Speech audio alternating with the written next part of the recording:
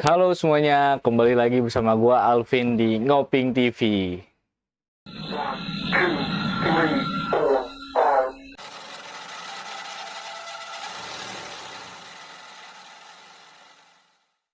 Sebelumnya gue minta maaf nih untuk karena yang seharusnya kita itu ngupload itu kan seminggu 2 kali ya. Namun sekarang ini gua cuman bisa ngupload kadang seminggu sekali, dan kalau misalnya emang kekejar 2 minggu sekali pun ya itu bagus sih, alhamdulillah. Tapi karena itu semua karena ada kita lagi banyak kerjaan nih satu sama lain nih kan di tim kita ini, jadinya lumayan agak ribet buat mengatur waktu. Tapi kita akan usaha semaksimal mungkin untuk tetap mengupload sesuai dengan deadline kita. Dan kalau bisa nantinya kita ini ingin mengupload seminggu itu bisa sampai 4 kalian. Kita akan tetap buat konsisten konten kita untuk para pendengar Ngoping TV ini. Kita ini ingin ngebahas apa untuk di podcast kita kali ini. Kemarin kita kan sama-sama nih mendengar bahwa terdapat musibah dalam dunia pendaki nih. Sebab selama pandemi ini dunia pendaki itu sempat terhenti gitu. Dikarenakan semua jalur untuk mendaki gunung semuanya ditutup. Semua gunung itu semuanya ditutup. Namun kan akhirnya ketika masa new normal ini, perlahan-lahan beberapa gunung akhirnya dibuka ya kan. Nah, ketika dibuka ini ternyata menyebabkan musibah gitu, yang menyangkut dengan keluarga kita gitu, maksud keluarga pendaki ya kan. Salah satunya itu ada kasus yang pertama itu ada kasus di Gunung Guntur, salah satu survivor yang tersesat, dan alhamdulillah dia telah ditemukan oleh tim SAR gitu. Dan yang kedua, ini yang memilukan sih menurut gua, sebab survivor kita ini ditemukan itu dalam keadaan meninggal di Gunung Lawu. Semoga ya survivor kita yang ditemukan dalam keadaan meninggal, seluruh amalannya dan diterima dan ditempatkan di akhirat di sisi terbaik oleh Tuhan Yang Maha Esa. Oke, kali ini gue ingin memberikan atau membahas sesuatu hal yang datangnya dari salah satu subscriber dari Ngoping TV ini. Nah, ini bercerita tentang pengalamannya ketika dia mendaki gunung.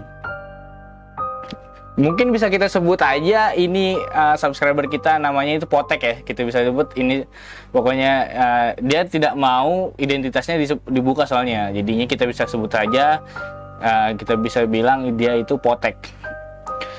Jadi kejadian awalnya itu si Potek ini naik gunung pada tahun sekitar 2016, sekitar tahun 2016 katanya. Ketika itu dia masih SMA di dalam salah satu pondok pesantren.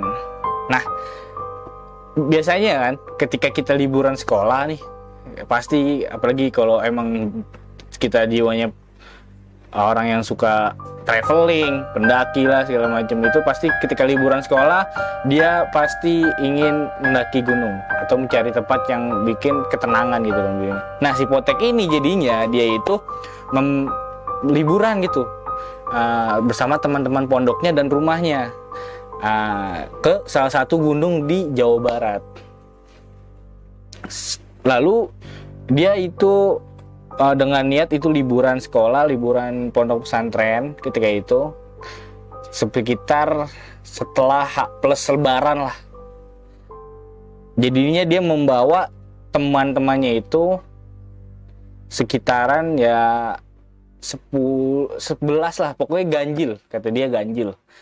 Nah, di pendakian itu kan biasanya biasanya kan gini, kok kalian pasti merasakan gitu, tahulah formasi ketika kita mendaki. Ada yang tim belakang, tim depan, sama tim tengah. Nah, kalian tuh biasa di mana nih guys? Kalau si Potek ini, dia itu adalah di tim belakang ketika itu. Nah, ketika itu di tim belakang dia. Kian ini di salah satu gunung Jawa Barat ini emang terkenal dengan mitosnya. Mitos yang emang udah kuat gitu. Gue nggak bisa sebutin gunungnya ini gunung apa, mitos yang kuat gitu. Sebab beberapa ada kecelakaan atau ada beberapa musibah di situ. Ada yang hilang juga para pendaki di gunung tersebut. Nah, ketika itu dia itu di belakang. Dia naik mendaki sekitar jam 8 nih guys, jam 8. Lalu dia mulai mendaki jam 8, sekitar 3 jam, 4 jaman udah sampai di badan gunung lah. Ya, kata dia sampai di badan gunung. Dia itu merasa ada yang manggil nih. Nah, ketika ada yang manggil, dia nengok lah. Dia nengok, jeder. Manggilnya kayak ya nama dia gitu, misalnya Potek kan gitu. Ternyata dia nengok, dia baru inget nih pas dia nengok, kan teman-teman gue di depan semua gitu. Teman-teman gue di depan semua. Kok gue nengok ya? Dan dia ketika gue inget kayak gitu, baru inget lagi dengan mitos yang ada di gunung itu, bahwa di setiap di gunung itu, ketika kita paling belakang dan membawa orang ganjil, kita tuh nggak boleh, ketika ada manggil nggak boleh nengok. Nah, disinilah awal permulaan permasalahannya. Jadinya ketika dia nengok, pas dia nengok lagi ke depan, ternyata teman-temannya udah nggak ada guys. Akhirnya dia kebingungan, dan dia kebingungan. Akhirnya dia cuman pertama dia menyusuri ke atas, akhirnya dia turun lagi ke tempat semula itu, nggak ketemu karena nggak ketemu temennya. Ketika hari semakin gelap, karena dia punya ada basic survivor ya, basic survivor nih guys. Jadinya dia itu naik ke atas salah satu pohon di hutan itu, di gunung tersebut, pohon jambu. Agar apa? Dia ini bisa survive di gunung tersebut, karena sebenarnya strategis. Ketika dia survive di pohon jambu, itu kan pohon yang ya buahnya itu bisa dimakan, ya kan, dan bisa diambil airnya, mengandung air juga kan. Nah, jadi dia saat itu pun dia ketika itu membawa daypack yang isinya pun cuman survivor kit, lalu makanan coklat kata dia, cemilan, lalu sama dia nggak bawa senter, korek dan rokok kata dia. Akhirnya gitu dia kebingungan ya kan, sudahlah dia kayak netep di pohon jambu itu. Dia cuman turun ketika ingin sholat doang. Karena dia emang memiliki basic survival ini, dia akhirnya kayak di survival kitnya itu ada kayak fluid, gergaji kecil dan lain-lainnya lah, kalian tahu pasti. Di hari pertama dia hilang, dia ini masih tetap di atas pohon karena bingung. Lalu dia turun untuk sholat.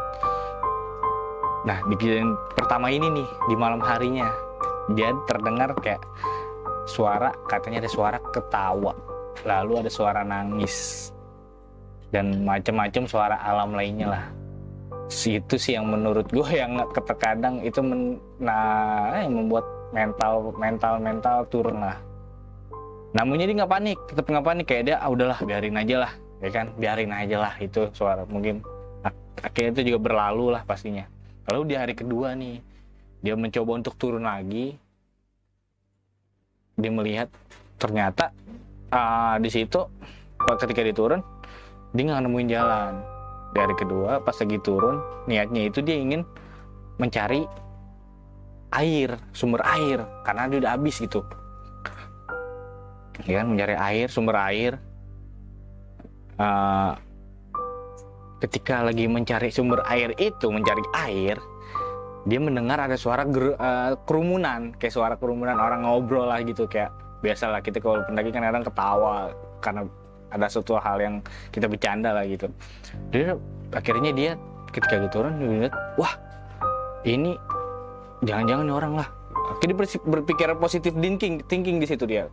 Akhirnya dia turun menelusuri tempat pusat suaranya itu. Ketika itu dia menelusuri terus, turun, pas sampai di situ ternyata kosong guys, kosong sama sekali, nggak ada siapa-siapa ternyata. Dan akhirnya ketika kosong itu dia memutuskan kembali lagi lah ke tempat semulanya dia, sambil dia itu mencari jejak gitu, atau kita meninggalkan jejak, kayak memberi tanda kepada teman. Kalau suatu saat kalau misalnya nanti ada teman yang nyariin atau tim SAR yang nyariin lah, itu dia kayak dia memberi tanda kayak goresan, inilah goresan di pohon segala macam. Lalu dia kembali lagi ke pohon tersebut dan kembali lagi survive di pohon tersebut. Sama dengan kejadian sama di malam hari seperti itu dia laluin, ya kan, horor sih kayak gitu. Nah, akhirnya tiba di hari ketiga. Di hari ketiga, ketika itu dia masih mencoba turun lagi mencari jalan gitu, karena dia nggak mau putus asa gitu segala macam. Dia mencari jalan. Di hari ketiga, tetap saja hasilnya itu nihil katanya. Hasilnya nihil. Kembali lagi lah ke atas di pohon, dan dia kayak sempat merenung. Kalau emang ini gua nggak ketemu, kata dia, di besok hari, kemungkinan gua nggak, udah fix gua katanya akan ya meninggal lah, ibarat gitu, udah pasrah lah gitu, diserahin gitu kepada Allah gitu, pada Tuhannya dia gitu. Lalu ketika itu udah dia sholat, turun ke pohon, sholat di mana? Dia sholat. Ini horor nih. Kayak sholat biasa lah kan, sholat kalau misalnya sholat maghrib bisa, dia kebiasaan tuh dia katanya disekerasin lah suaranya kan, Allahu Akbar ya kan, udah pas dia Allahu Akbar. Nah, selalu ada ngikutin di belakang dia itu. Yang paling horor ya, ketika ya pas walat dolin, ada nyaut amin. Itu menurut gua ya nggak percaya, tapi emang kalau misalnya di kondisi seperti itu kemungkinan ada guys. Udah amat ya. Dia nggak takut dengan hal-hal kayak gitu. Jadi kembali lagi ke atas pohon, dia kayak udah berpasrah gitu kan sama ya keadaannya dia lah gitu. Ketika sudah kayak gitu, peluitnya itu niupkan peluit bahwa ada tanda orang di sini. Sebelumnya dia juga meniupkan peluit tapi nggak pernah ada jawaban. Akhirnya dia menunjukkan peluit di hari keempat ini, menunjukkan peluit dan ada nyaut guys, ya kan? Ternyata ada nyaut itu adalah salah satu dari temannya. Tapi dia nggak percaya gitu aja. Takutnya itu seperti hal yang kayak di kejadian sebelumnya, mungkin itu cuman kayak bukan halusinasi, kayak suara-suara yang mengganggu dia doang ya kan, ternyata bukan. Akhirnya dia memberi keyakinan, ini gue lempar sepatu, tidak, lo kena nggak nih sepatu siapa? Dia nggak menyebutin nama. Iya itu lo potek teman gue. Akhirnya dia percaya tuh, pas nengok, oh iya dia temannya, berarti dia ketemu tuh akhirnya. Ternyata guys, jadinya temennya ini sebenarnya itu udah mencari dia ketika dia hilang jejak dari rombongannya. Ketika temennya ngelihat ke belakang ternyata nggak ada si potek ini, dia nggak sampai ngedaki ke puncak, enggak. Akhirnya dia turun bareng-bareng sama untuk mencari bantuan, cari bantuan ke tim SAR BNPB ini. Akhirnya dia udah mencari setiap hari selama 3 hari itu, dan hari keempat akhirnya dia ditemukan. Sampai dia ditemukan, dia kurus sih kagak, karena dia dapat makanan kan tuh dari buah itu. Cuman dia kayak lemes aja karena ya karbonnya nggak ada ya kan, cuma makan buah doang. Akhirnya lemes dan ada perasaan trauma juga. Tapi ketika itu, nah mengapa ketika di tahun itu tersebut nggak ada nih berita tentang dia? Biasanya kan banyak tuh, lagi banyak-banyaknya gitu ketika emang sih gue inget tuh di ketika tahun 2014, 15, 16 sampai sekarang itu banyak kayak kejadian-kejadian yang pendaki tersesat, pendaki hilang, pendaki mati, meninggal ya kan. Banyak gitu kan. Tapi kenapa gue juga kaget ketika dia ngirim ini, akhirnya gue klarifikasi bener nggak nih cerita ini ya kan. Ternyata kata dia bener. Dan emang BNPB dari tim SAR ini menanyakan ini mau cerita dia ini mau dipublis atau enggak, ternyata dia bilang nggak usah. Sampai sekarang pun yang ketika ini makanya namanya disamarin nih, gak mau dipublish guys. Makanya gue membuat monolog gue sendiri, monolog, dan gue menceritakan tentang dia yang dia mengirim lewat email. Kejadian seperti ini mungkin sudah hal yang sering dilaluin gitu, sering di orang pendaki terutama pendaki dulu ya, pasti itu merasakan hal kayak gini. Tapi ada yang survive, ada yang nggak ketemu. Salah satunya kan kayak si Alfi ini ya kan, kita yang di Gunung Lawu itu yang tahun lalu, dia itu akhirnya nggak ketemu ya kan. Nah, nggak ketemu gara-gara sampai sekarang pun dia nggak tahu jejaknya gimana ya kan. Pasti makanya hal-hal kayak gini sering juga gitu kejadian di dalam dunia pendakian. Makanya sih pentingnya ilmu survivor itu pentingnya kayak gitu. Ya, sering mendapat cerita-cerita kayak gini, mendengar cerita-cerita kayak gini dari ya kadang gue liat di YouTube juga, di YouTube di lain tuh dia kayak merasa dia itu trauma segala macam. Itu emang hal yang wajar sih menurut gue. Kalau misalnya dia trauma itu suatu hal yang wajar, karena itu di luar ekspektasinya dia ketika dia mendaki gunung. Nah itu dia yang gue bilang, bahwa gunung ini tuh banyak misteri. Dunia pendakian itu banyak misteri. Nggak sembarangan orang bisa masuk ke situ, dan nggak sembarangan orang berbuat sesuai dengan nafsunya gitu atau kemauannya sendiri. Nggak bisa guys. Jadi ibarat gini, gunung itu ibarat alam lah. Alam itu ibarat sebuah rumah, yang dimana rumah itu mempunyai tata keramanya atau aturan dan budayanya sendiri. Dan kita sebagai tamu, kita harus mengikuti seperti itu guys. Emang dunia alam itu nggak bisa kita tebak. Sebab semua yang terjadi pada alam itu pasti ada di luar kendala kita. Namun yang kita bisa lakukan adalah apa? Yaitu bersikap seperti tamu yang sopan dan taati aturan, mengikuti kebudayaan yang ada di situ. Pasti dalam nilai-nilai agama pun kita juga diajarkan lah tentang hal-hal seperti itu ya.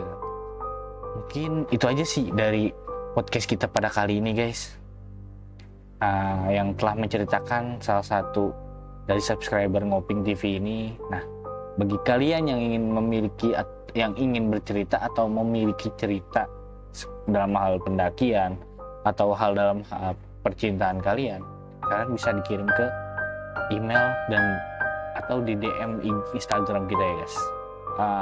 Linknya tuh ada di deskripsi nanti ya. Oke, terima kasih yang telah mendengarkan podcast ini. Jangan lupa subscribe ya guys. Jangan lupa subscribe dan nyalakan lonceng di channel itu di akun YouTube kalian. Oke guys, mungkin itu aja. Salam jari kelingking.